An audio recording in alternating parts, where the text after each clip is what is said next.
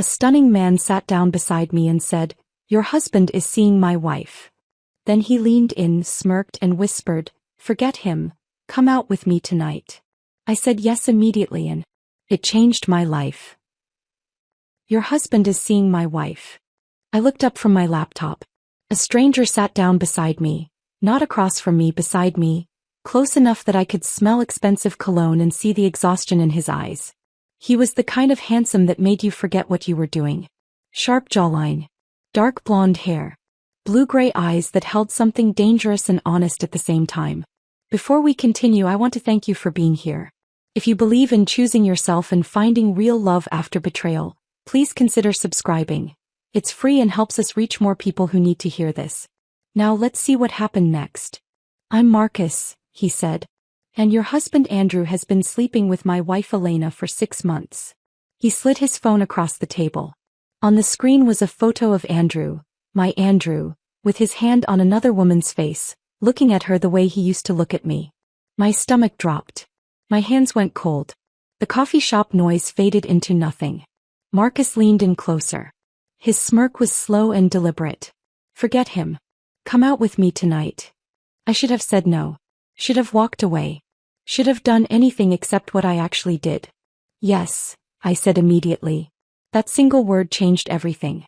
"My name is Hannah. I'm 31 years old. And this is the story of how a stunning stranger destroyed my marriage and gave me back my life." But to understand how I got here, sitting in a Starbucks on Capitol Hill saying yes to a man I'd known for less than 5 minutes, I need to take you back to the beginning. To the life I thought I was living before Marcus appeared and showed me the truth. I met Andrew 7 years ago at a networking event in downtown Seattle. I was 24, fresh out of grad school with an MBA and dreams bigger than my student loan debt. He was 26, working as a financial analyst at a prestigious investment firm. The event was one of those awkward professional mixers where everyone stands around drinking cheap wine and pretending to care about synergy and market disruption. I was about to leave early when Andrew approached me near the bar. "You look like you'd rather be literally anywhere else," he said with an easy smile.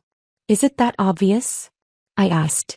"Only to someone who feels exactly the same way." We talked for 2 hours after everyone else had left. About our careers, our ambitions, our frustrations with corporate culture. He was sharp and funny. Had this way of making me feel like I was the most interesting person in the room. By the time we said goodbye, he'd asked for my number and I'd given it without hesitation. Our first date was dinner at a small Italian place in Capitol Hill. Our second was a weekend trip to the San Juan Islands. By date 3, I knew I was falling for him. Within 18 months we were engaged. Within 3 years, married. The early years felt like I'd won some kind of lottery. Andrew was attentive and romantic. He'd leave notes on the bathroom mirror before work. Surprise me with flowers on random Tuesdays. We'd spend entire weekends in bed talking about everything and nothing. We bought a small craftsman house in Ballard and talked about filling it with kids someday. Our friends envied us. They'd tell us at dinner parties how lucky we were to have found each other, how natural we seemed together, how they wished their relationships had what ours did. I believed them. I believed we were special. That we'd figured out something other couples hadn't. But somewhere around year 3 the foundation started to crack. Andrew got promoted to senior analyst. He came with a significant raise but also brutal hours and constant stress. He started coming home later and later, bringing work frustrations with him. The man who used to ask about my day with genuine interest now barely looked up from his laptop during dinner. My career was demanding too. I'd landed a senior marketing position at a tech startup downtown. The work was exciting but all-consuming. Long hours. High pressure. Constant deadlines. We stopped making time for each other. Date nights became scheduling conflicts. Weekend trips disappeared entirely. Our conversations became transactional. Whose turn to buy groceries, whether we'd paid the electric bill, what time we needed to leave for his company event. The intimacy disappeared slowly, like water evaporating from a glass you don't notice until it's empty. Sex went from passionate to routine to rare. We stopped touching each other with intention. Our bedroom became a place where we slept on opposite sides of the bed, careful not to accidentally make contact. I told myself it was normal. That every marriage goes through phases. That we just needed to push through the rough patch and things would get better. But the rough patch never ended. It just became our new normal. Around 6 months ago things got noticeably worse. Andrew started working late more frequently. Client dinners. Emergency meetings. Weekend conferences. He joined a gym after work, said he needed to de-stress. Started buying expensive cologne I never saw him wear around the house. He changed his phone passcode without mentioning it. Started taking calls in the other room. Kept his phone face down on the counter constantly. When I suggested we take a vacation together, he said work was too busy. When I planned a date night, he canceled last minute. When I asked if everything was okay between us, he got defensive. Said I was being paranoid. That I was creating problems where there weren't any. So I stopped asking. I started doubting my own instincts. Wondering if maybe I was the problem. Maybe I wasn't interesting enough anymore. Maybe I'd let myself go. Maybe if I tried harder, cooked better meals, wore prettier clothes, lost a few pounds, he'd come back to me. But deep down I knew something was wrong.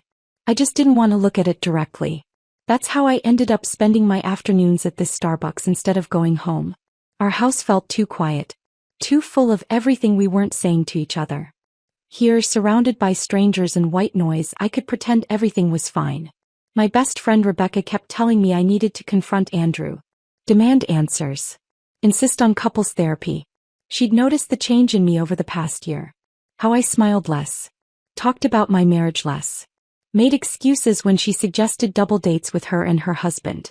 But I was afraid of what I'd find if I pulled that thread. Afraid the whole thing would unravel. So I kept pretending. Kept working.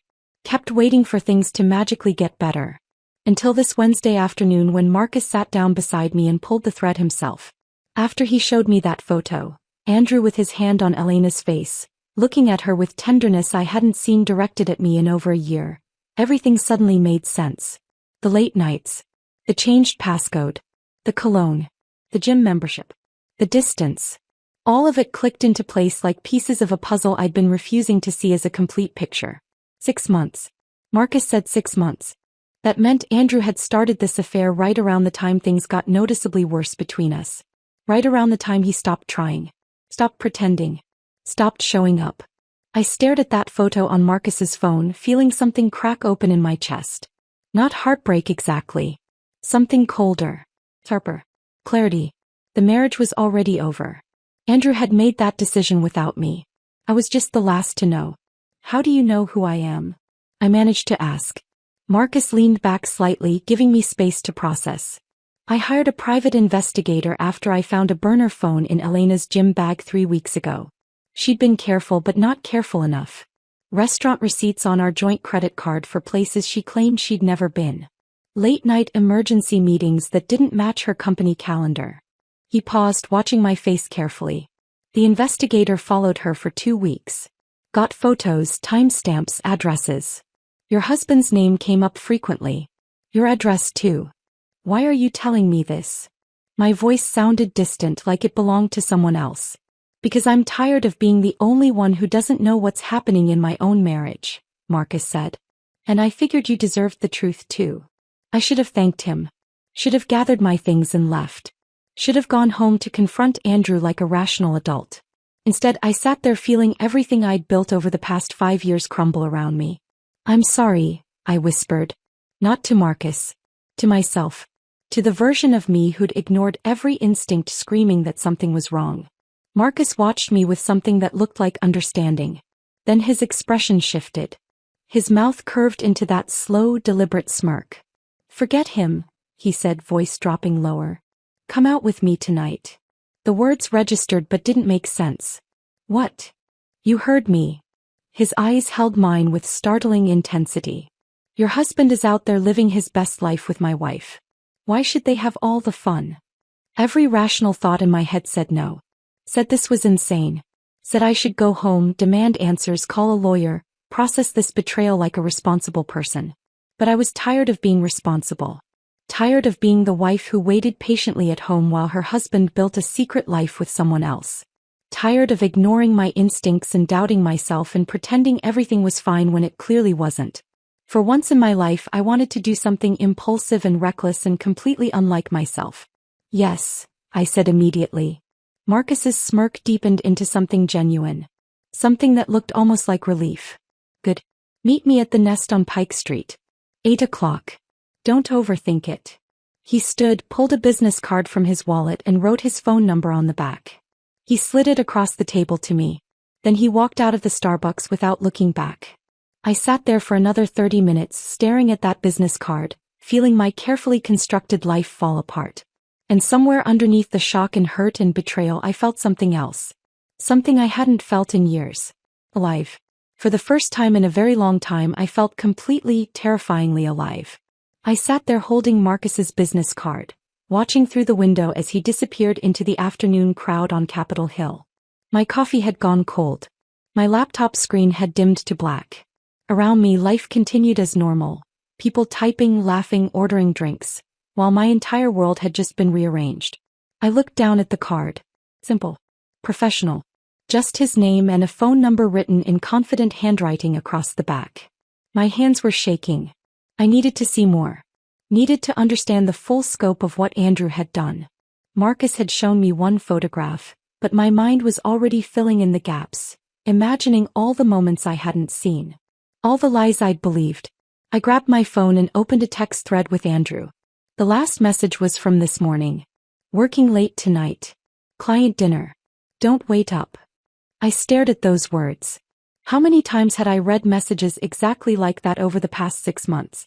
How many times had I accepted them without question?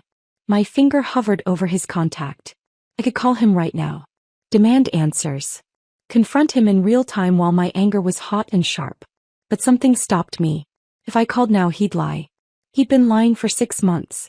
He was good at it. Practiced. And I was tired of being the person who believed him because believing was easier than facing the truth. Instead I did something I'd never done before. Something that felt like crossing a line but also like taking back control. I opened Andrew's location sharing. We'd set it up years ago for practical reasons, so we could see when the other was close to home, coordinate dinner timing, that sort of thing. I rarely checked it anymore. Hadn't had a reason to. Till now. The app loaded. A map of Seattle appeared with a little blue dot representing Andrew's phone. He wasn't at his office downtown. He was at an address in Queen and I didn't recognize. I clicked on the dot. The address pulled up. A high-rise apartment building. Expensive. Modern. The kind of place young professionals with money lived. My stomach twisted. I checked the time. 2:30 in the afternoon. Middle of a workday. Andrew should have been at the office or in meetings. Instead he was at a residential address that wasn't ours. I sat there staring at that blue dot, feeling the last pieces of denial crumble away. This was real. This was happening. Andrew wasn't just having an affair in hotel rooms and restaurants. He was going to her home. In the middle of the day. While telling me he was at work. The humiliation burned hotter than the betrayal. I closed my laptop with more force than necessary. Shoved it into my bag along with Marcus's business card. Left money on the table for my cold coffee and walked out into the Seattle afternoon. The air was cool. Overcast. Typical for October. I started walking without a clear destination, just needing to move. Needing to do something with the energy coursing through my body. My phone buzzed. A text from Rebecca. Coffee tomorrow? You've been MIA lately. Want to make sure you're okay. I stopped walking. Stared at that message. Rebecca had been my best friend since college. She knew me better than almost anyone. For months she'd been gently suggesting something was wrong with my marriage. Asking careful questions. Offering to listen if I needed to talk. I'd brushed her off every time. Made excuses. Defended Andrew. Insisted everything was fine. Now I realized she'd seen what I'd refused to see. I typed back. Can't do tomorrow. Something came up. I'll explain soon. Her response came immediately. Everything okay? I didn't know how to answer that. Nothing was okay. Everything had just fallen apart. But somehow I didn't feel as devastated as I thought I should. I'll call you later, I wrote back. I kept walking, my mind spinning. I thought about all the times over the past 6 months when Andrew had been distant. Irritable when I asked questions. I'd blamed work stress. Blamed his promotion. Blamed everything except the obvious truth. He'd checked out of our marriage because he was building something else with someone else. And I'd let him. I'd made it easy by not asking hard questions. By accepting his excuses. By being the understanding wife who didn't make demands or create conflict. I thought about the jewelry receipt I'd found 2 months ago while looking for batteries in his nightstand. A purchase from a boutique downtown for over $2,000. I'd checked my jewelry box immediately, wondering if he'd bought me something for our anniversary. Nothing. I'd asked him about it casually the next day. He'd said it was a gift for a client. Part of a business relationship he was cultivating. I'd believed him because the alternative was too painful to consider. Now I knew. He'd bought something expensive for Elena. While I was at home waiting for him. While I was trying to figure out how to save our marriage. The anger hit me then. Not the hot, explosive kind. Something colder. More deliberate. He'd made a fool of me. For 6 months. While I'd been planning date nights he canceled. Cooking dinners he barely touched. Suggesting couples therapy he dismissed. He'd been somewhere else. With someone else. My phone rang. Andrew's name flashed on the screen. I stared at it. Let it ring once. Twice. 3 times. Then I declined the call. 30 seconds later a text came through. Hey, just checking in. How's your day going? The casual tone. The fake concern. Like he actually cared about my day. Like he hadn't been at another woman's apartment an hour ago. I typed back, fine. Busy with work. His response was immediate. Same here. Crazy day. Probably going to run late again. I almost laughed. The lie came so easily to him. So smoothly. Like he'd forgotten what truth even felt like. No problem, I wrote back. Take your time. I put my phone away and kept walking. I ended up at Cary Park without really meaning to. The view of downtown Seattle spread out before me. The Space Needle. Elliott Bay. Mount Rainier in the distance. It was beautiful. Peaceful. Nothing like the chaos in my head. I sat on a bench and finally let myself think about Marcus. He'd been living with this knowledge for 3 weeks. Sitting on evidence of his wife's affair. Watching her come and go. Listening to her lies. That had to be torture. But instead of just confronting Elena or filing for divorce quietly, he tracked me down. Found me at a coffee shop I frequented. Sat down beside me and blown up my life with 6 words. Why? He'd said he was tired of being the only one who didn't know what was happening in his own marriage. That I deserved the truth. But there was something else. Something in the way he'd looked at me. In that smirk when he'd asked me out. He wanted revenge. Not just against Elena. Against both of them. And he wanted me to be part of it. The wild thing was I understood. I understood the anger. The betrayal. The desire to make them feel even a fraction of what we were feeling. My phone buzzed again. Not Andrew this time. An unknown number. I opened the message. This is Marcus. Just wanted to make sure you're okay. I know that was a lot to process. The offer for tonight still stands. No pressure. Just thought you might want company from someone who understands what you're going through. I read the message 3 times. He was giving me an out. Making it clear I could say no. That there was no obligation. But he'd also given me his number. Made the first move. Opened the door. I thought about going home. Sitting in that empty house. Waiting for Andrew to come back from wherever he actually was. Pretending I didn't know. Playing the role of the oblivious wife for one more night. The thought made me feel sick. I looked out at the Seattle skyline. The city I loved. The life I'd built here. The marriage I'd thought was solid. All of it felt different now. Like I'd been living in a carefully constructed illusion and someone had finally pulled back the curtain. I opened my text thread with Marcus and started typing. I'm okay. Or I will be. What time did you say?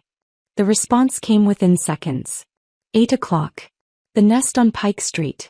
I'll be at the bar. I sent back a simple thumbs up. Then I stood from the bench and headed back toward my car. I had 5 hours to figure out what I was doing. 5 hours to decide if I was really going to meet a stranger for drinks while my husband was presumably with his mistress. The old Hannah would have gone home. Would have confronted Andrew. Would have handled this the responsible, mature way. But the old Hannah had been blind. Had ignored her instincts. Had let herself be made into a fool. This Hannah, the one who now knew the truth, wanted something different. I wanted to feel seen. To feel wanted. To feel like I mattered to someone. Even if that someone was a stranger using me for revenge. At least he was honest about it. I drove home with Marcus's text still glowing on my phone screen. 8 o'clock. The Nest on Pike Street. I'll be at the bar. 5 hours. I had 5 hours to decide if I was really doing this. But first I needed to go home. Not to confront Andrew, he wasn't even there. but to see our house with new eyes. To look at the life we'd built and understand how much of it had been real and how much had been performance. The drive from Cary Park to Ballard took 20 minutes. I barely registered the route. My hands gripped the steering wheel. My mind kept replaying that photograph Marcus had shown me. Andrew's hand on Elena's face. The tenderness in his expression. The intimacy. I pulled into our driveway just after 3. Andrew's car was gone, of course. He was presumably still at Elena's apartment in Queen Anne, living his secret life while I'd been sitting on a park bench trying to process the ruins of my marriage. The house looked exactly as I'd left it this morning. Small craftsman with blue-gray siding. Window boxes I'd planted with flowers last spring. A front porch where we used to sit on summer evenings with wine and conversation.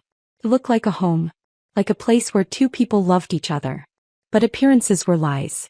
I unlocked the front door and stepped inside. The afternoon light streamed through the windows, making everything look warm and inviting. But the warmth was surface level. Underneath, the house felt hollow. Empty of everything that mattered. I walked through the living room slowly, looking at everything like I was seeing it for the first time. Wedding photos on the mantel. Us laughing, kissing, looking at each other like we were the only two people in the world. Furniture we'd picked out together at weekend trips to vintage stores. Books on shelves representing both our tastes, our histories, our shared life. All of it felt like evidence now. Evidence of something that had once been real but wasn't anymore. I moved into the kitchen. The table where we used to eat breakfast together before work. The counter where Andrew would make coffee while I scrambled eggs. Simple domestic rituals that had felt meaningful once. When had we stopped doing those things? When had breakfast become something we did separately, in silence, avoiding eye contact? I couldn't pinpoint the exact moment. It had been gradual. Erosion instead of explosion. My phone buzzed. Another text from Andrew. Running even later than I thought. Don't wait up. Love you. Love you. 2 words he typed reflexively now. Muscle memory. Meaningless. I didn't respond. Just set my phone on the counter and walked toward our bedroom. This was where I needed to look. Where the evidence would be if there was any to find. I stood in the doorway for a moment, looking at the bed we'd shared for 5 years. The bed where we used to talk for hours before falling asleep tangled together. The bed that had become a neutral zone where we slept on opposite sides, careful not to touch. I walked to Andrew's side. Opened his nightstand drawer. Inside was exactly what I expected and nothing I wanted to see. Breath mints. The expensive cologne in a sleek black bottle I'd never seen him use at home. A leather-bound notebook I'd never noticed before. I picked up the notebook. Opened it. Inside were dates and times written in Andrew's precise handwriting. Abbreviations that didn't mean anything to me at first. Then I looked closer. Key. Is 7 p.m. Queen Anne. Elena's apartment. W. Lunch. Waterfront Marriott. Where Marcus had photographed them. SI. Weekend. San Juan Islands. The bed and breakfast reservation I'd find evidence of later. He'd been keeping a log. Tracking his affair like it was a project. Something to manage and schedule around his real life. Around me. My hands trembled as I set the notebook down. Closed the drawer. I moved to his closet. Opened the door. His suits hung in neat rows. Shirts organized by color. Shoes lined up on the floor. Everything orderly and controlled. Just like his lies. I dragged a chair over from the corner. Climbed up. Reached for the top shelf where Andrew kept things he didn't use regularly. Old tax documents, college yearbooks, boxes of cables and chargers. My fingers found a shoebox pushed toward the back. Different from the others. Newer. I pulled it down. Sat on the edge of our bed. Opened it. Inside were hotel receipts. Dozens of them. Different hotels across Seattle. Dates going back 7 months, not 6 like Marcus had said. 7 months.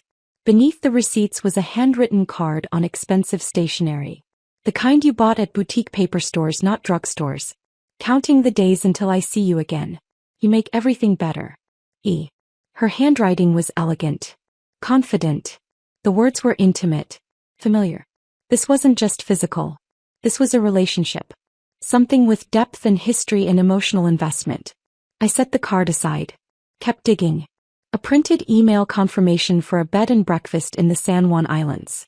The dates matched a weekend 3 months ago when Andrew told me he had a work conference in Portland. He'd left Friday morning with his overnight bag. Came back Sunday evening talking about panel discussions and networking events. All lies. He'd been with Elena. At the place we'd talked about visiting for our anniversary.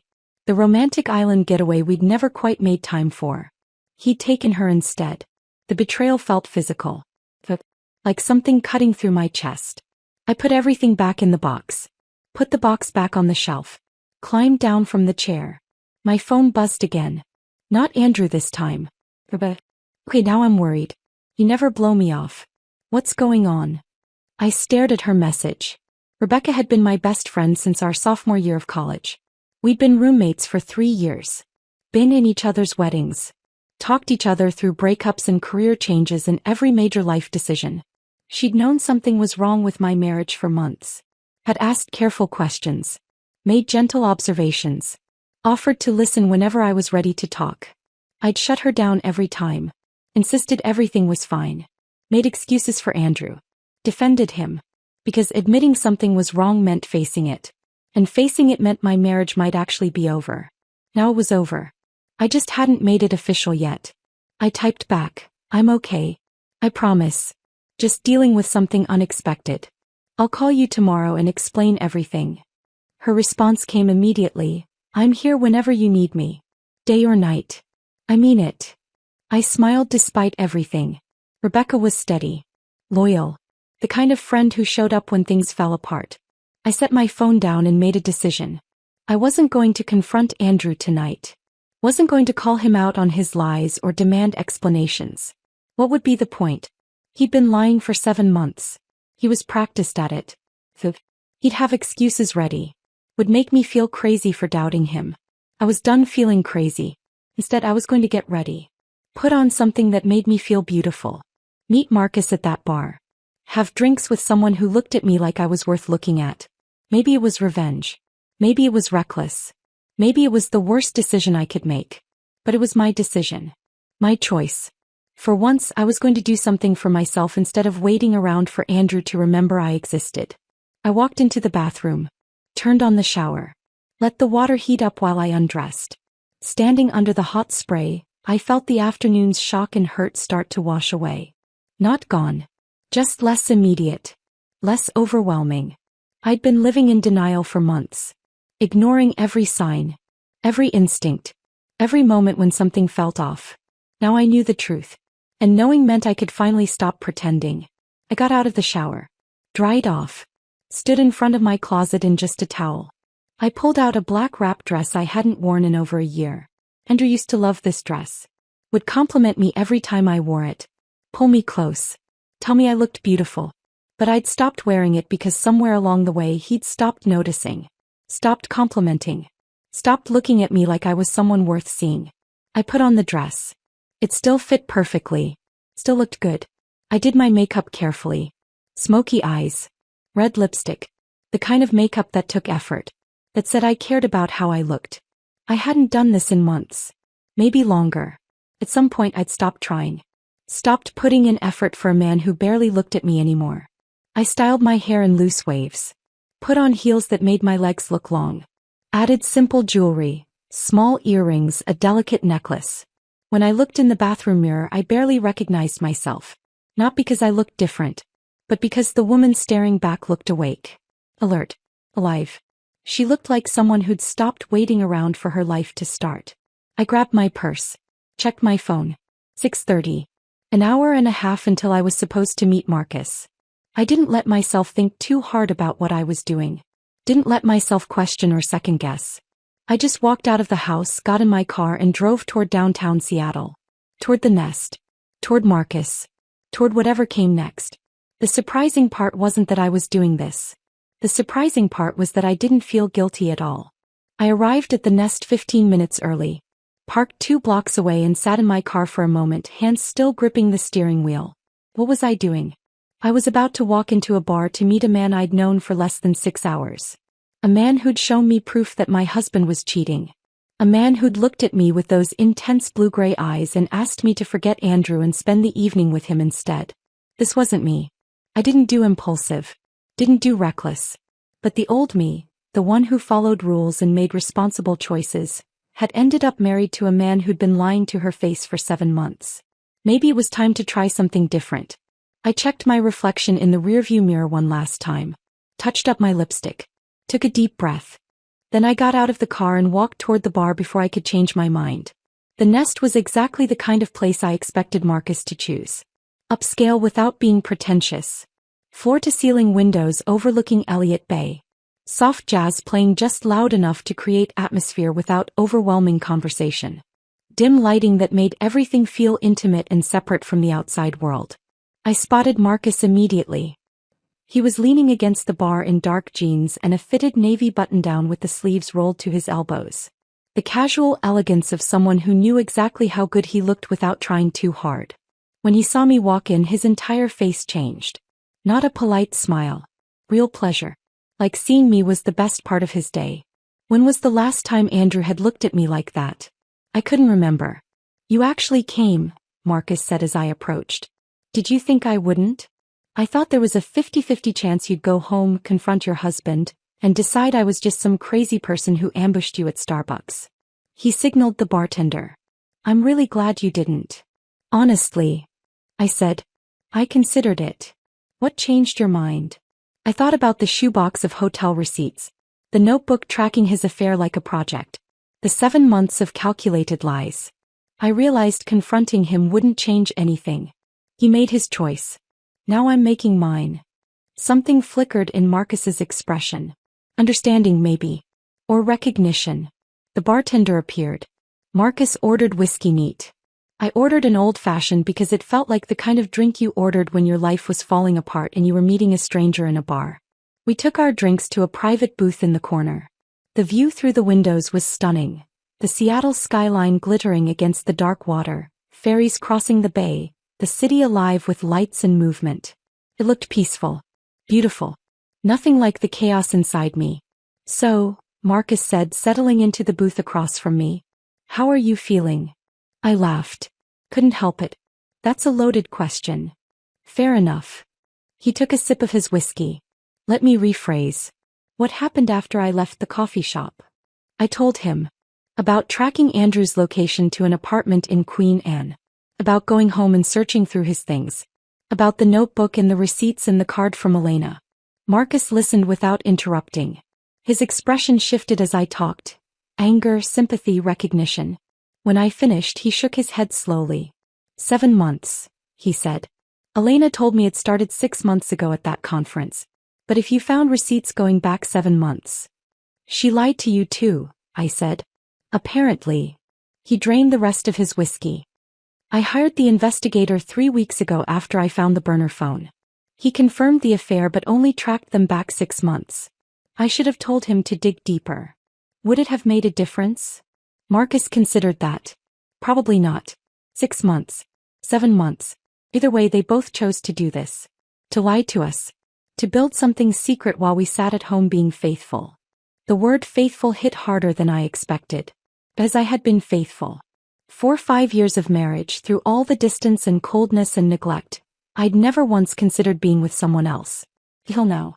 "Tell me about Elena," I said, needing to shift the conversation away from Andrew for a moment. Marcus leaned back in the booth. "We met in college. University of Washington. I was studying architecture. She was pre-law. We were together 6 years before we got married." "What was she like then?" "Ambitious. Driven. I liked that about her initially. She knew what she wanted and went after it." He paused. "But somewhere along the way, her ambition became the only thing that mattered. She postponed having kids because she wanted to make partner first.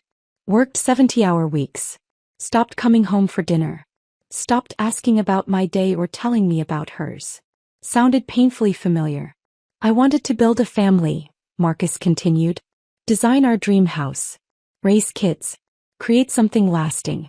Elena wanted the corner office and her name on the letterhead. Those goals pulled us in different directions until we were basically roommates who shared a last name." "When did you realize it was over?" I asked. "Honestly, about a year ago.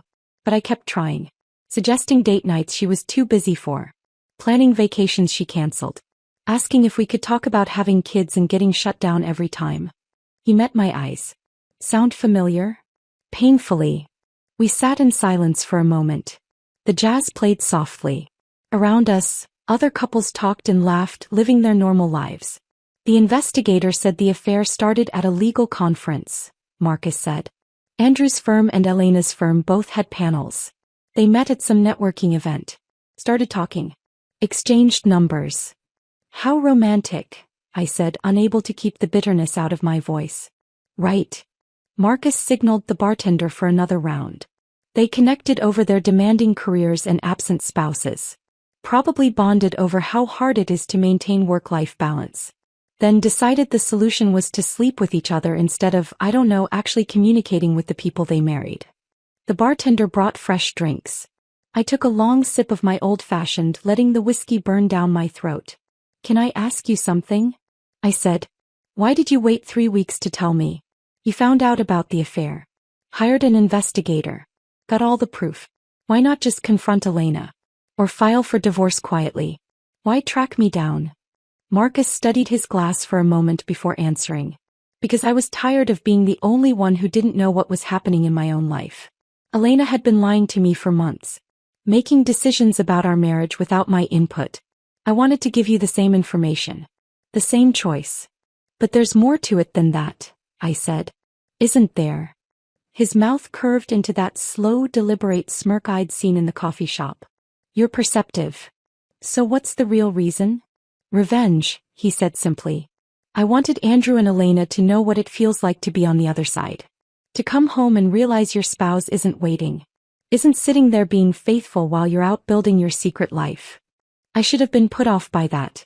By the calculated nature of it. But I wasn't. Because I understood it. Completely. And what do you get out of this? I asked. Besides revenge? Marcus leaned forward. The dim lighting made his eyes look darker. More intense. Honestly, I wanted to meet you. The investigator's report had your name and address.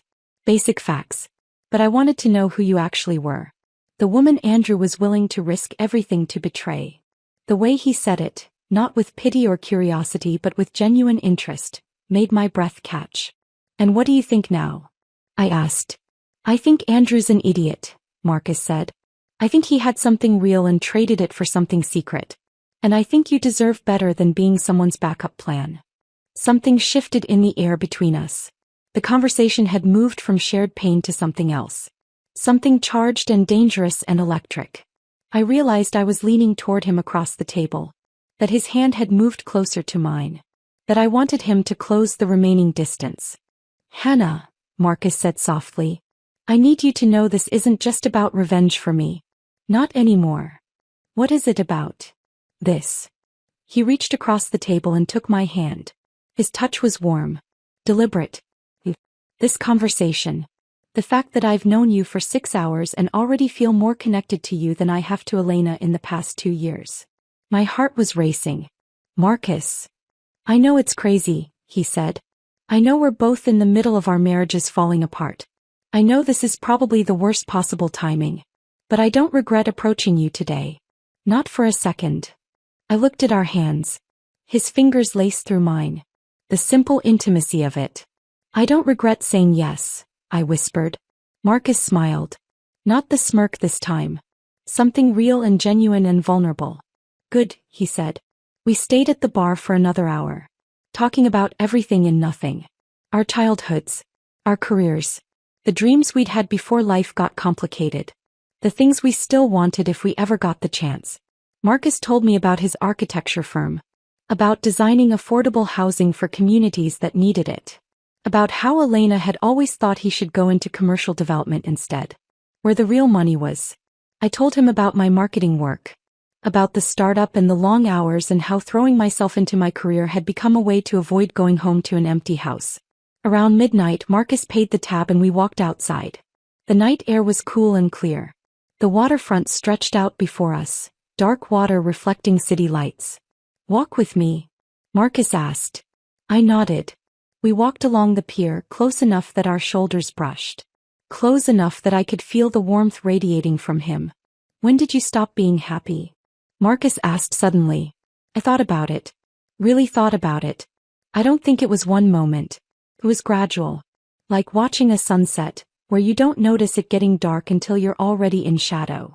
Marcus stopped walking, turned to face me fully. That's exactly it, he said. That's exactly what it was like with Elena. We stood there on the pier. The water lapped against the pylons below. The city hummed around us. Hannah, Marcus said softly. I know this is insane. We met this afternoon. But I don't regret any of it. Neither do I whispered. He stepped closer. Close enough that I could see the gold flecks in his eyes. Close enough that I could feel his breath. Can I kiss you? He asked. I should have said no. Should have stepped back. Should have remembered I was still technically married. But I didn't want to. Yes, I said. He kissed me. Not tentative or apologetic, but certain and deep, like he'd been thinking about it all night. I kissed him back. My hands found his shoulders. His arms wrapped around my waist. And for the first time in longer than I could remember, I felt completely, terrifyingly alive. When we finally pulled apart, both of us slightly breathless, Marcus rested his forehead against mine. Come home with me, he said softly. I should have said no. Should have taken a step back. Should have reminded myself I was still technically married, that this was moving too fast, that I needed time to process everything. But I didn't want to say no. Yes, I whispered. Marcus's apartment was in South Lake Union, a 15-minute drive from the waterfront. We didn't talk much during the ride. He drove with one hand on the wheel, the other holding mine across the center console. The silence felt comfortable. Natural. Like we'd done this 1,000 times before. The building was modern glass and steel. The kind of place successful young professionals lived. We took the elevator to the 8th floor. Marcus unlocked the door and gestured for me to go in first. The loft was exactly what I expected from him. Exposed brick walls. Floor-to-ceiling windows overlooking the city. Clean lines and thoughtful design. Architectural blueprints scattered across a massive desk in the corner. Bookshelves filled with design books and novels. A space that felt lived in but intentional. It's beautiful, I said. Thanks. I designed most of the interior myself. Marcus moved to the kitchen area. Wine. Water. Something stronger. Water's good. He poured 2 glasses and brought them to the living room. We sat on the couch, close but not touching. Outside the windows, Seattle glittered in the darkness. So, Marcus said. Here we are. Here we are, I echoed. We looked at each other. The weight of what we'd done, what we were doing, hung between us. I should feel guilty, I said. I'm married. I just spent the evening with another man. Kissed him. Came home with him. But I don't feel guilty at all. Neither do I, Marcus said. And I've had 3 weeks to think about this. 3 weeks to decide if revenge was worth it. If involving you was fair. Is it? Fair, I mean. I don't know. He set his water glass down. But I know I meant what I said earlier. This isn't just about revenge anymore. I wanted to meet you because I thought you deserved the truth. But now that I have met you, I'm glad I did. For reasons that have nothing to do with Andrew or Elena. My chest felt warm. Tight. Like something was expanding inside me. Tell me about Portland, I said, needing to shift the conversation to something less intense. You said you grew up there. Marcus smiled. Trying to change the subject? Maybe a little. Fair enough. He leaned back against the couch. I grew up in a neighborhood called Laurelhurst. My parents still live in the same house. They've been married 42 years. Still hold hands. Still laugh at each other's jokes. They set a pretty high bar for what marriage should look like. Is that why you tried so hard with Elena? Probably. I kept thinking if I just tried harder, if I was more patient, more understanding, we'd get to where my parents are. But you can't force that kind of connection. Either it's there or it isn't. I thought about my own parents. Still married. Functional. But not passionate. Not connected in any deep way. They coexisted more than they lived together. I always wanted something more than what my parents had, I said. They're not unhappy exactly. Settled. Like they ran out of things to talk about 20 years ago and decided silence was easier. Is that what scared you about your marriage? Marcus asked. Becoming your parents? Maybe. I hadn't thought about it that way before. Andrew and I used to talk for hours. About everything. Books, politics, dreams, stupid things that didn't matter. Then somewhere along the way we stopped. And I kept telling myself it was normal. that every couple runs out of things to say eventually.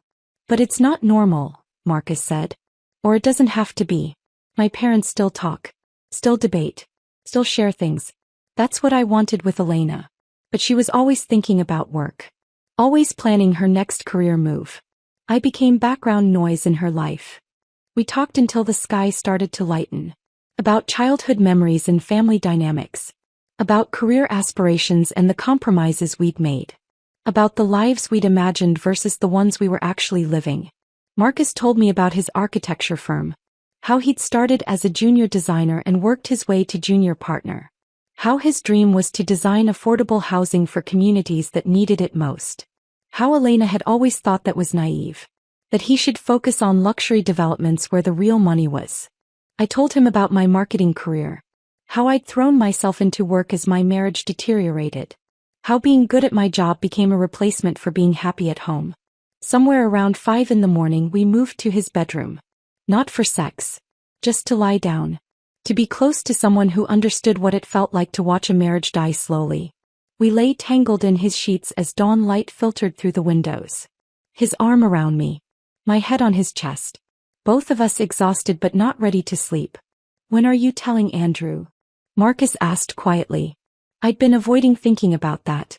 But I couldn't avoid it forever. Today, I said. This morning. I'm done pretending I don't know. Do you want me to come with you? I considered it. Having Marcus there would make it easier in some ways. But this was something I needed to do alone. No, I said. But thank you. Marcus pulled me closer. Whatever happens, you have my number. Use it. Day or night. I mean it. I nodded against his chest. Around 7 I forced myself to get up. Found my purse. Checked my phone. 3 missed calls from Andrew. 2 texts. Where are you? Getting worried. Call me. I almost laughed. Getting worried. Like he had any right to worry after 7 months of lying. I typed back. Stayed at Rebecca's. Needed space to think. Coming home soon. His response came within seconds. Okay. See you soon. Not, are you okay? Not, what's wrong? Just, okay. Like I was an appointment on his calendar. Marcus drove me back to the Starbucks where this had all started. Less than 24 hours ago, I'd been sitting at that same table thinking my biggest problem was a distant husband. Now I knew the truth. And I had to face it. Thank you, I said before getting out of his car. For telling me. For last night. For all of it. Marcus took my hand. Don't thank me yet. This is going to get messy. I know. But you're doing the right thing. Confronting him. Not letting him keep lying. I nodded. Squeezed his hand once. Then got out and walked to my car. The drive back to Ballard felt surreal. Like I was floating outside my body watching myself go through the motions. Park in the driveway. Walk to the front door. Turn the key. Andrew was in the kitchen making coffee. He wore the suit I'd bought him for his birthday. Navy blue. Perfectly tailored. He barely looked up from his phone when I walked in. How's Rebecca? He asked absently. I set my purse on the counter. Took a breath. I wouldn't know, I said. I didn't stay with Rebecca. That got his attention. He looked up. Confusion flickered across his face. What? I stayed with Marcus, I said calmly. Elena's husband. You know, the woman you've been sleeping with for the past 7 months. All the color drained from Andrew's face. His phone slipped from his hand, clattering onto the counter. Hannah. Don't. I held up a hand. I don't want explanations. I don't want apologies. I don't want to hear that it meant nothing or that you still love me. I just want a divorce. The word hung between us. Heavy. Final. Andrew's mouth opened and closed. He looked genuinely shocked. Like the thought of getting caught had never occurred to him. Like he'd actually believed he could maintain 2 separate lives indefinitely. How did you, he started. Marcus found me, I said. Showed me photos. Told me everything. Then I came home and found the rest myself. The notebook in your nightstand. The shoebox of hotel receipts. The card from Elena. Andrew's face went from pale to gray. You went through my things? I almost laughed. That's what you're worried about? My invasion of your privacy. Hannah, please. His voice cracked. We can work through this. It was a mistake. I was confused. She doesn't mean anything. Stop, I said firmly. Just stop. I walked past him toward our bedroom. He followed, words tumbling out in a desperate rush. He'd been stressed. Work was overwhelming. He'd made a terrible mistake. He loved me. He'd do anything to fix this. Couples therapy. Individual therapy. A fresh start. Whatever I wanted. I pulled my suitcase from the closet and started packing. Only my clothes. Personal items. Things that were definitively mine. I didn't want anything we'd bought together. Didn't want reminders of a life that had been built on lies. Hannah, please, Andrew begged. Don't do this. We can fix this. I'll end it with Elena. I'll quit my job if that's what it takes. I'll do anything. I zipped the suitcase closed. Turned to face him. You had 7 months to choose me, I said quietly. 7 months to decide our marriage was worth fighting for. You chose her. Every single day you chose her. Now I'm choosing me. But I love you. No, you don't, I said. You love the idea of having me as backup. Someone to come home to when Elena's too busy. Someone to make you feel like a good person. But you don't actually love me. If you did, you never would have done this. Andrew's face crumpled. So that's it? You're just giving up. I'm not giving up, I said, picking up my suitcase. You already did that. I'm just acknowledging it. I walked toward the door. Andrew grabbed my arm. You said you stayed with Marcus, he said, his voice taking on an edge. Elena's husband. What does that mean? I looked at his hand on my arm. Then at his face. Exactly what you think it means, I said. I pulled free and walked out of the house. Out of the marriage. Out of the life I'd been trying so hard to save. Andrew called my name. Followed me to the driveway. But I was already putting my suitcase in the car. Already getting in. Already driving away. In my rearview mirror I saw him standing in the driveway. Looking lost and smaller than I'd ever seen him. I didn't feel guilty. Didn't feel sad. I just felt free. I drove away from the house with my suitcase in the trunk and no clear destination in mind. Just away. Away from Andrew. Away from the life I'd been trying to save. Away from the person I'd been pretending to be. My phone started ringing almost immediately. Andrew. I declined the call. It rang again. Declined again. Then the text started. Please come back. We need to talk. I'm sorry. I'll do anything. Don't throw away 5 years over one mistake. One mistake. Like 7 months of calculated deception was a single error in judgment. I turned my phone on silent and kept driving. Ended up at a coffee shop in Fremont I'd never been to before. Sat in a corner booth with a latte I barely touched and tried to figure out what came next. I couldn't go back to that house. Every room held memories that felt poisoned now. The kitchen where we'd cooked together. The bedroom where we'd slept. The living room where we'd talked about our future. All of it felt like evidence of a beautiful lie. I pulled out my phone and opened a real estate app. Started searching for apartments. Something small. Temporary. Just a place to land while I figured out my next steps. I found a 1-bedroom in Capitol Hill. Available immediately. 6-month lease. Close to work. Close to the Starbucks where this had all started less than 48 hours ago. I called the landlord. Scheduled a viewing for that afternoon. Signed the lease 2 hours later. By evening I had a new address and no furniture except what I'd brought in my suitcase. I texted Rebecca. Can you help me move some things tomorrow? I left Andrew. Her response came within seconds. Oh my God. Yes. I'm coming over right now. Where are you? I sent her the address. 20 minutes later she knocked on my empty apartment door with takeout Thai food and a bottle of wine. Talk, she said, setting the food on the kitchen counter. Tell me everything. So I did. I told her about Marcus appearing in the coffee shop. About the photo of Andrew and Elena. About going home and finding the evidence. About confronting Andrew and walking out. I didn't tell her about spending the night at Marcus's apartment. That felt too complicated to explain. Too raw. Rebecca listened without interrupting. When I finished she pulled me into a hard hug. I'm proud of you, she said. For what? My marriage just ended. For choosing yourself, Rebecca said firmly. You could have stayed. Could have tried to fix it. Could have let Andrew convince you it was your fault. Instead you walked away. That takes guts. Her words meant more than she knew. I'd spent 5 years trying to be the perfect wife. trying to fix what was broken. Trying to make Andrew happy at the expense of my own happiness. Choosing myself felt revolutionary. Rebecca helped me make a list of things I needed from the house. Essential items I couldn't live without. We agreed to go back the next day when Andrew would be at work. That night, I slept on an air mattress in my empty apartment. It should have felt depressing. Instead it felt like freedom. The next morning Rebecca and I went back to the house. Andrew's car was gone. I used my key to get in, half expecting him to have changed the locks. But he hadn't. The house felt different in daylight. Smaller. Less significant. We worked quickly. Loaded my clothes, books, laptop, personal items into Rebecca's SUV. I didn't take any furniture.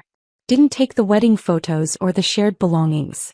Just the things that were definitively mine. As we were loading the last box, Andrew's car pulled into the driveway. My stomach dropped.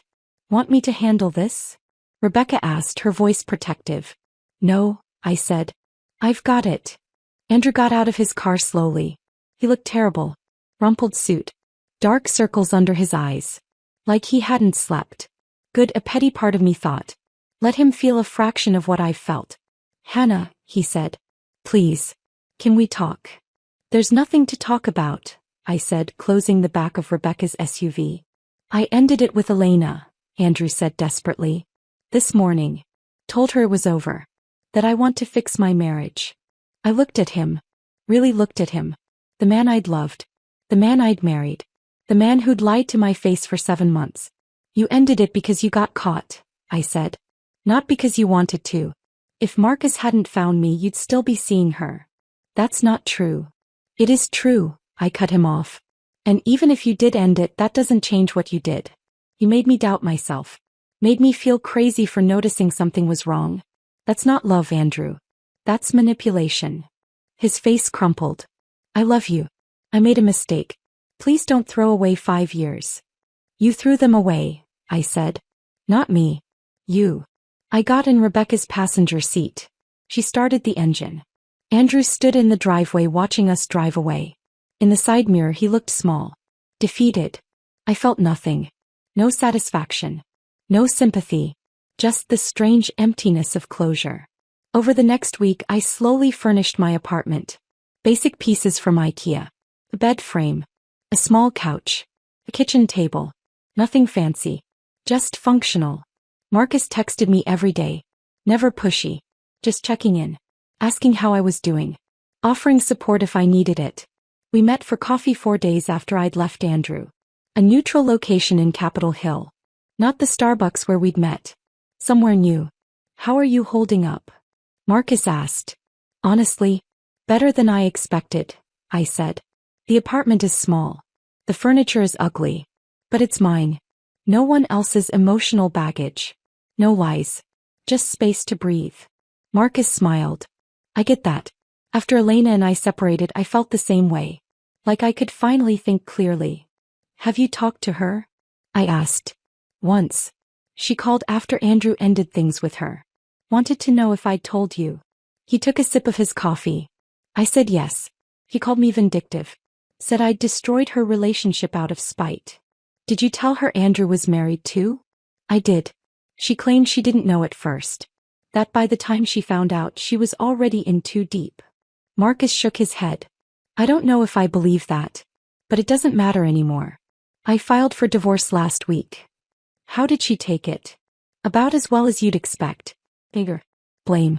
Accusations that I'd given up too easily. He met my eyes. But I didn't give up. She did. When she chose to lie. When she chose him. We sat in comfortable silence for a moment.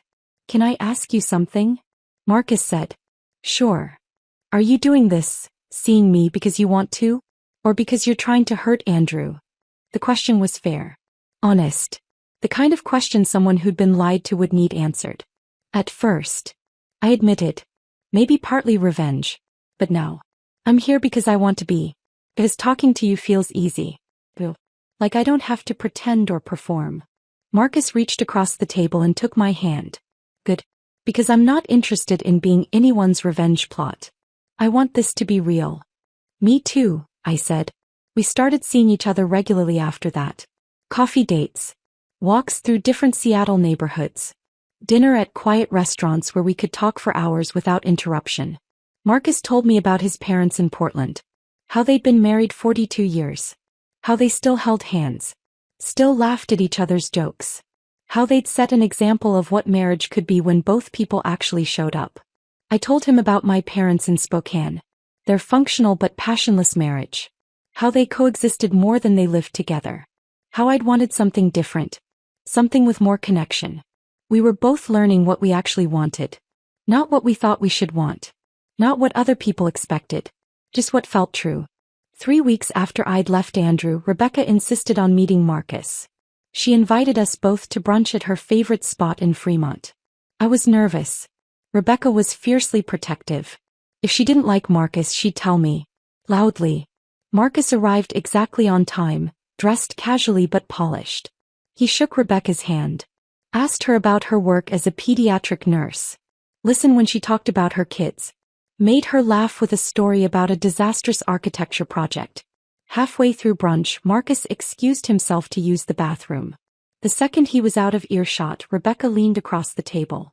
Okay, she said. He's unfairly handsome. I was prepared to hate him on principle because of how this started. But he seems genuine. You think so? Hannah, he looks at you like you hung the moon. Like you're the most interesting person he's ever met.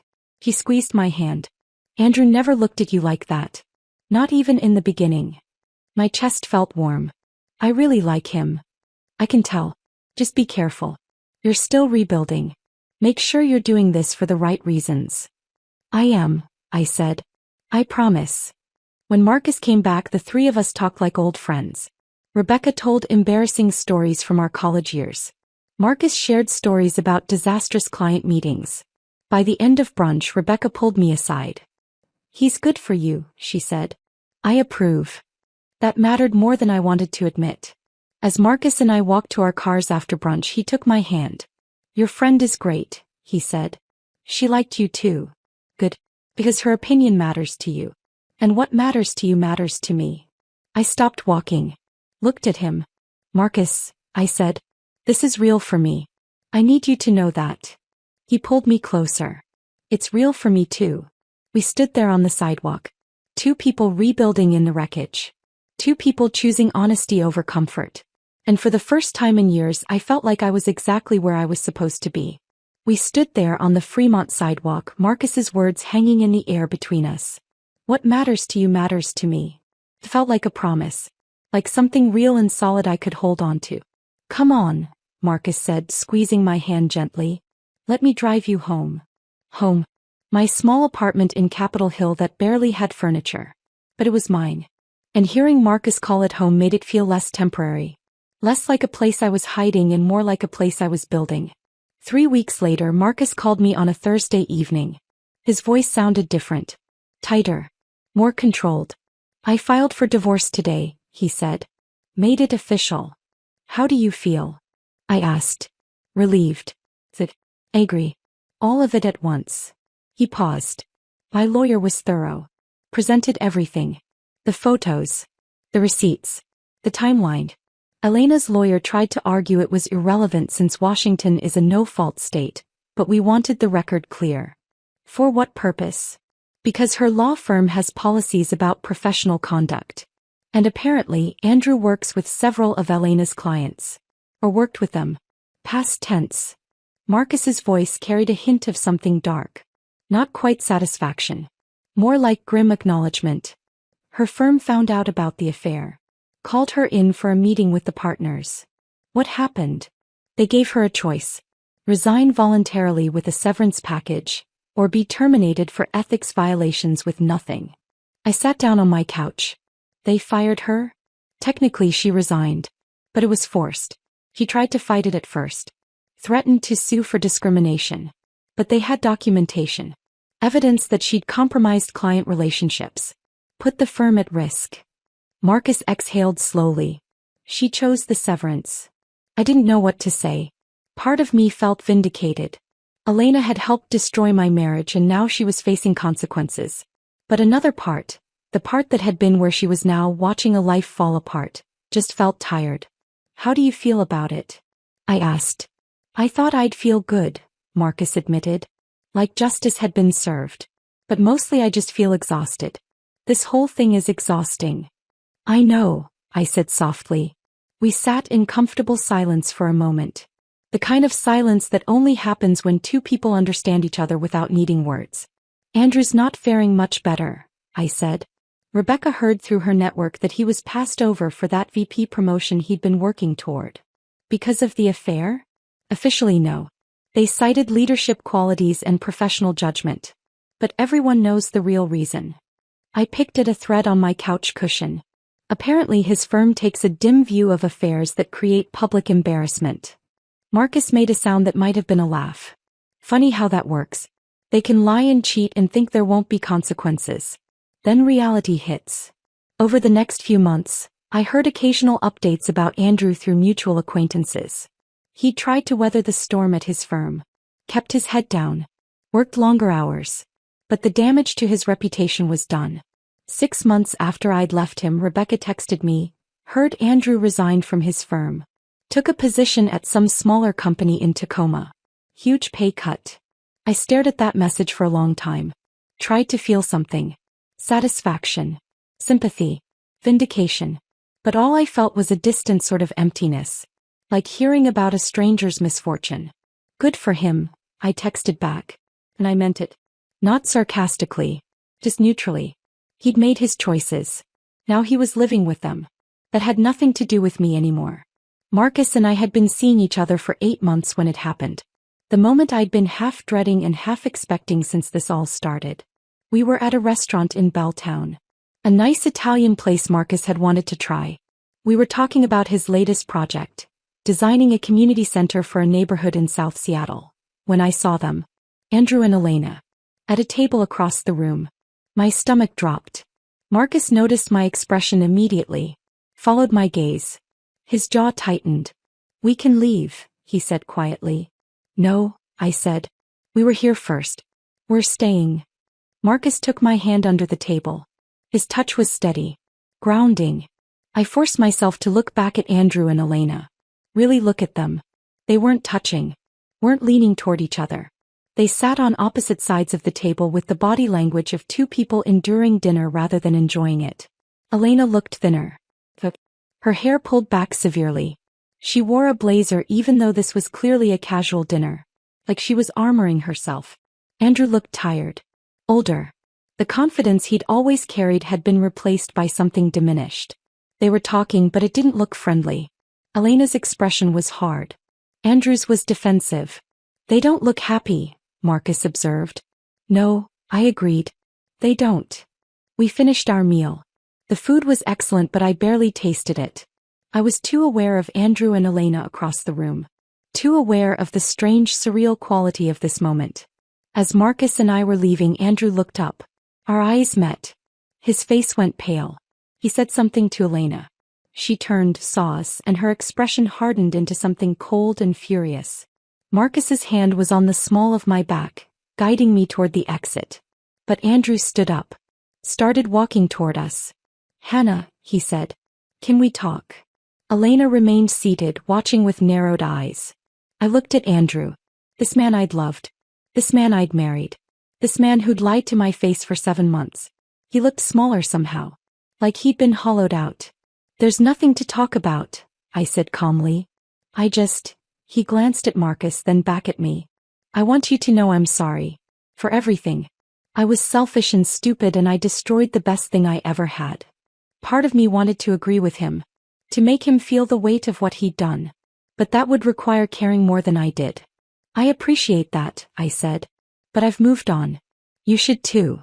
His eyes flicked to Marcus again. To Marcus's hand on my back. With him. That's not your business anymore, I said. Andrew's face crumpled slightly. Like he'd been holding on to hope that maybe, eventually, I'd forgive him. That maybe we'd find our way back to each other. But that was never going to happen. Goodbye, Andrew, I said. Marcus and I walked out. The cool evening air felt like relief. You okay? Marcus asked once we were outside. Yeah, I said. And I meant it. I didn't feel anything. No anger. No hurt. Just nothing. Like running into someone I used to know a long time ago. Marcus pulled me close. That's growth. Is it? It means you've really moved on. Not just said you have. Actually done it. We walked to his car in comfortable silence. Once inside, Marcus turned to me. For what it's worth, he said, he's an idiot for losing you. I smiled. You're biased. Absolutely. But I'm also right. A few weeks later, Rebecca called me with news she'd heard through her network. So apparently Andrew and Elena's relationship is imploding, she said without preamble. I was at my apartment cooking dinner. I put her on speaker and kept chopping vegetables. What happened? Turns out the excitement was only there when it was secret. Once they were both single and could actually be together publicly, reality hit. They fight constantly. About money, about jobs, about whose fault everything is. Interesting. Elena blames Andrew for being careless. Says he's the reason they both got caught and lost everything. Andrew blames Elena for being too ambitious. For not being satisfied with what they had. I thought about that. About two people who'd destroyed their marriages for a fantasy. Who'd built something on deception and secret moments and the thrill of getting away with it. Of course it couldn't survive daylight. They're realizing what they had wasn't real, I said. It was just an escape from their actual problems. And now that it's their only reality, it's not enough. Exactly, Rebecca said. Karma's working overtime. I thought about that word. Karma. Like the universe was balancing scales. Making things fair. But it wasn't karma. It was just consequences. Natural outcomes of choices made. Andrew and Elena had chosen deception. Had chosen stolen moments over genuine partnership. Had chosen fantasy over the hard work of real commitment. And now they were discovering that what they'd built couldn't hold weight. Couldn't sustain them. Couldn't be what they'd imagined when it was shiny and secret and forbidden. I don't even feel vindicated, I admitted to Rebecca. I just feel distant from it. Like it's happening to people I don't know anymore. That's because you've moved on, Rebecca said. Really moved on. You're building something real with Marcus. Something honest. What they had was always going to collapse. He was right. What Marcus and I had wasn't built on secrets or deception. It was built on honesty. On choosing each other with full knowledge of our baggage and complications. On showing up as ourselves instead of idealized versions. That night I told Marcus what Rebecca had shared. We were at his apartment cooking dinner together. It had become our routine. Taking turns at each other's places. Building small domestic rituals. How do you feel about it? Marcus asked, stirring pasta sauce. Honestly, nothing. Maybe a little sad that they destroyed so much for something that was never going to last. Marcus turned off the stove. Came over to where I was sitting at the counter. We're not them, he said. I know. What we're building is different. Better. Real. I looked at him. This man who'd walked into my life in the most unexpected way. Who'd given me truth when I'd been drowning in lies. I know, I said again. And I did. Marcus pulled me close in his kitchen, the pasta cooling on the counter behind us. What we're building is different, he'd said. Better. Real. And he was right. Over the next few months, what Marcus and I had together stopped feeling like something new and fragile. Started feeling like home. We developed routines. Sunday mornings at the farmer's market in Ballard. Wednesday evenings cooking dinner together. Friday nights trying new restaurants or just staying in with wine and conversation that lasted until midnight. We talked about everything. Our childhoods. Our failed marriages. The things we'd learned about ourselves. The things we wanted going forward. Marcus told me about his dreams for his architecture firm. About wanting to take on more community projects. About designing spaces that actually helped people instead of just making money. I told him about my career ambitions. About maybe starting my own marketing consultancy someday. About wanting to work with companies that aligned with my values instead of just taking any client that paid well. We were building something. Not just a relationship. A life. Together. A year after that encounter in Starbucks, Marcus brought up meeting my parents. Thanksgiving's coming up, he said. We were at his apartment, both working on our laptops at opposite ends of his couch, our feet touching in the middle. What are you doing? Usually I go to Spokane. Visit my parents. I looked up from my screen. Why? Can I come with you? My chest tightened. Not with anxiety. With something warmer. You want to meet my parents? I want to be part of your life, Marcus said simply. All of it. Not just the parts that happen in Seattle. So we drove to Spokane for Thanksgiving. 5 hours through eastern Washington, the landscape changing from evergreen forests to rolling hills to flat agricultural land. My mother had been skeptical when I'd told her about the divorce. Worried I was making a mistake. Concerned about what people would think. She'd liked Andrew. Thought we were the perfect couple. But when she met Marcus, saw how he helped carry groceries in, how he asked genuine questions about her garden, how he made me laugh in the kitchen while we prepped vegetables, her concerns melted away. My father pulled me aside after dinner while Marcus was helping my mother with dishes. "He's good for you," Dad said. "You seem happy." "Really happy." "I am." "I didn't realize how long it had been since I'd seen you like this," he continued. "The last few years with Andrew you seemed dim somehow. Like you were working really hard at being okay but weren't actually okay." His observation hit me harder than expected. I hadn't realized how much I'd been pretending. How much energy I'd spent maintaining the appearance of a happy marriage while quietly suffocating inside. "I was pretending," I admitted. "For a long time. I didn't want to admit my marriage was failing. Didn't want to admit I'd made a mistake." Dad squeezed my shoulder. "It wasn't a mistake. It just didn't work out. And that's okay. What matters is you found the courage to leave when you needed to." That night, driving back to Seattle, Marcus reached over and took my hand. "Your parents are great," he said. "They liked you too." "I was nervous," he admitted. "I know how this whole thing started. I know it looks bad from the outside. Guy finds out his wife is cheating, tracks down the other woman's husband, convinces her to go out with him. It sounds like a revenge plot." "It was a revenge plot," I said. "At first." "You admitted that." "At first," Marcus agreed.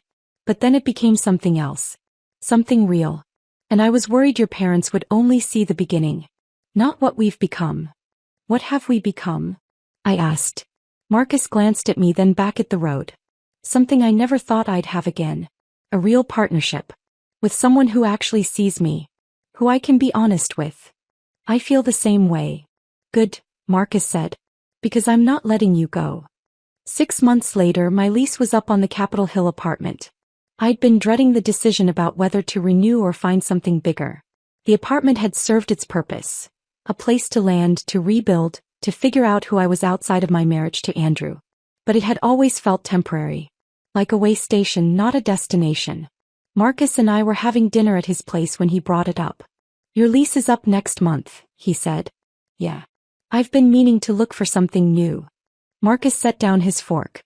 "Or you could move in here." I looked at him. "Are you sure?" "Hannah, you're here 5 nights a week anyway. Your toothbrush is in my bathroom. Your clothes are in my closet. We're already living together in everything but name. That's different than making it official." "I know," Marcus said.